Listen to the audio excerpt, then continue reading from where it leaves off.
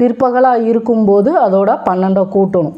இங்கே பாருங்கள் 4:15 இது என்ன சொல்லியிருக்காங்க, முற்பகல். முற்பகலுங்கும்போது நம்ம கூட்ட வேண்டாம், அப்படியே எழுதிடலாம் 4:15. அடுத்து 7:40 பிற்பகல். பிற்பகலுங்கும்போது இதோட நம்ம 12 கூட்டணும். 7ஐயும் 12ஐயும் கூட்டும்போது நமக்கு 19 நிமிடம் மாறாது, அப்படியே போட்டுரும் 19:40. அடுத்து 10:05 பிற்பகல். பிற்பகல்னு சொல்லியிருக்காங்க, அப்போது நம்ம இதோட 12 கூட்டணும். 10 கூட்டல் 12 நமக்கு 22.05. அடுத்து பாருங்கள் 6 முற்பகல். முற்பகலுங்கும்போது நம்ம அப்படியே எழுதிடுவோம் மணி. அடுத்து பாருங்கள் 12:25 முற்பகல்.